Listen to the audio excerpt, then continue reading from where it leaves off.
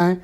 रोहित अग्रवाल राष्ट्रीय लोकदल से हैं, अरुण राजभर एसबीएसपी के राष्ट्रीय प्रवक्ता हैं और एमएच खान साहब हमारे साथ मौजूद हैं, जाने माने सामाजिक और राजनीतिक मामलों के विश्लेषक हैं। वीरेंद्र सिंह जी हमारे स्टेट हेड, बहुत शुक्रिया, धन्यवाद। समीर सिंह जी, क्या अब जब प्राण प्रतिष्ठा का कार्यक्रम हो गया है, अब आप लोग चुनाव में जाने के लिए तैयार हैं? आपके लिए मुद्दा बिल्कुल तैयार हो गया? नहीं, देखिए ब्रजेश जी, एक चीज़ मैं बहुत सलीके से कहूँगा कि राम मंदिर हमारे लिए कोई वोट की राजनीति का मुद्दा नहीं है।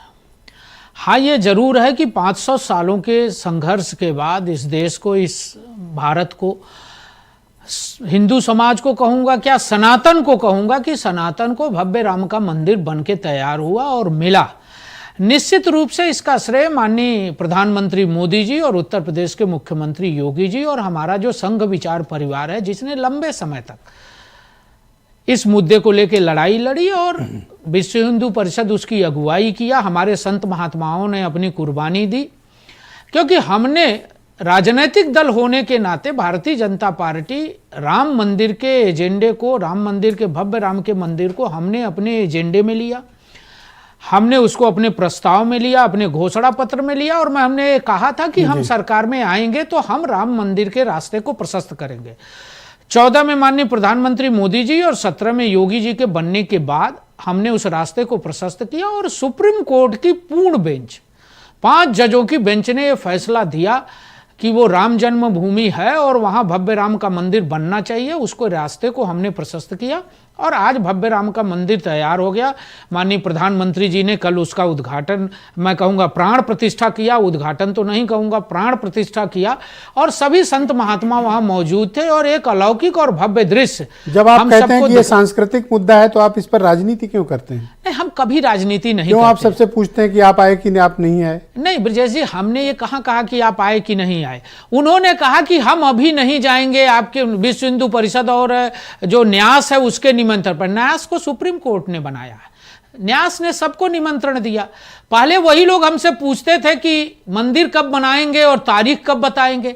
अब मंदिर भी बन गया, तारीख भी तय हो गई और अब वो नहीं जा रहे हैं। तो आपकी पार्टी के नेता भी नहीं आए, सिर्फ प्राइम मिनिस्टर साहब थे वहां पे, और तो आपकी पार्टी के नेता भी नहीं आए। ब्रजेश जी, हमारी पार्टी के किसी नेता ने ये नहीं कहा कि मैं फला डेट को आऊंगा। किसी को भी कभी भी दर्शन करने का अधिकार है। जितना मुझे अधिकार है उतना सचिन जी को भी है, उतना रोहित जी को भी है, उतना आपको भी है।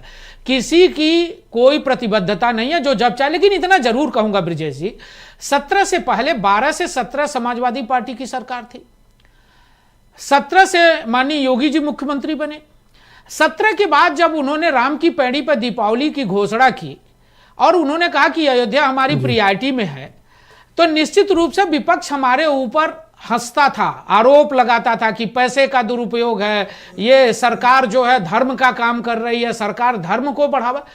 मेरे सांस्कृतिक राष्ट्रवाद को बढ़ाना हमारे एजेंडे में था और आज जो अयोध्या बनी है अलौकिक है। आप अयोध्या के अंदर, अभी आपने पिछले दिनों देखा होगा, हमारे रोहित जी भी हमको डिबेट में मिल रहे थे वहां, राम की पैड़ी, ये तो आधार कार्ड भी अप्लाई कर दिए, लता मंगेशकर चौक, राम पथ जी, अद्भुत है ब्रजेश जी। तो अब आप अयोध्या को विवादों से, ऐसी सड़कें और ऐसे स्वरूप नहीं मिलेगा। तो अब आप अयोध्या को, माननीय योगी जी ने जो प्रयास किया है 6 सालों तक, उस प्रयास एक सवाल है वो भी सीधा, अब अयोध्या को विवादों से दूर क्यों नहीं रखना चाहते आप?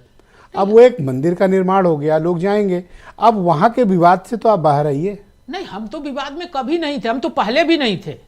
हम तो आप ये होर्डिंग लगा के क्यों पूछते हैं कि तुम नहीं आए, तुम भी नहीं आए, नहीं तुम द्रोही, तुम द्रोही? जाना चाहिए। हम तो आग्रह किए हैं, हम कई डिबेटों में हम डिबेट कर रहे थे, तो हमने सोचा कि अखिलेश जी इस प्रदेश के मुख्यमंत्री रहे हैं, वो अगर डिबेट देख रहे होंगे, तो मैंने तो एक पार्टी का प्रवक्ता होने के नाते आग्रह किया था कि भाई आप आइए, सरयू में डुबकी लगाइए, राम जी का दर्शन करिए, लेकिन क्षमा भी मांगिए जनता से। अरे अखिलेश जाए न जाए, आप क्या उनका पास बनवाओगे? क्योंकि पास की जरूरत है नहीं ब्रजेश जी। तो फिर क्यों आप चिंतित हो? मैं इस नाते कह रहा हूं कि वही वो है जहां सरयू को लाल किया था मुलायम सिंह यादव ने, जहां अखिलेश यादव ने, आतंकवादियों ने जिस राम मंदिर पर हमला किया था, उस आतंकवादियों का मुकदमा वापस लिया था और अयोध्या की लाइटें बुझा दी थी।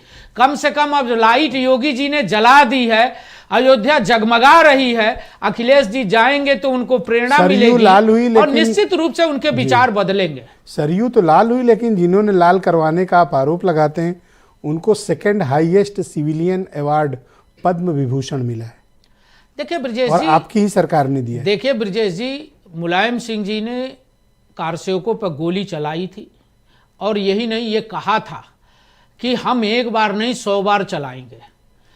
तो उत्तर प्रदेश की भी जनता जानती है, देश की भी जनता जानती क्यों है। दिया पद्म विभूषण? नहीं, पद्म भूषण हमने थोड़ी दिया, उसकी एक पद्धति है जो उस क्राइटेरिया में Second आता है, highest civilian जो award। उस क्राइटेरिया में आता होगा उसको मिलता मैं होगा। फराज की दुआई को आमंत्रित लेकिन मैं करता हूं। इतना Thank you। जरूर कहूंगा जी। कि जिन लोगों ने सनातन के साथ अत्याचार किया, जिन लोगों ने सनातन के साथ अन्याय किया है, जिन लोगों ने हिंदू समाज को दुश्मन समझा, वो अब से दोस्त समझा। मैं तो कह रहा हूं अखिलेश जी, स्वामी प्रसाद मौर्य, टी.एस. हसन, शफीकुर रहमान वर्ग को क्यों नहीं नोटिस देते हैं? उनके सांसद हैं, उनके फराज विधान की दुआई को परिषद के स्क्रीन पे लाया सदस्य जाए। हैं। आपका धन्यवाद तो कहीं ना समीर जी। कहीं उनको शुक्रिया। इस पर कार्रवाई करनी चाहिए। धन्यवाद। मैं फराज की दुआई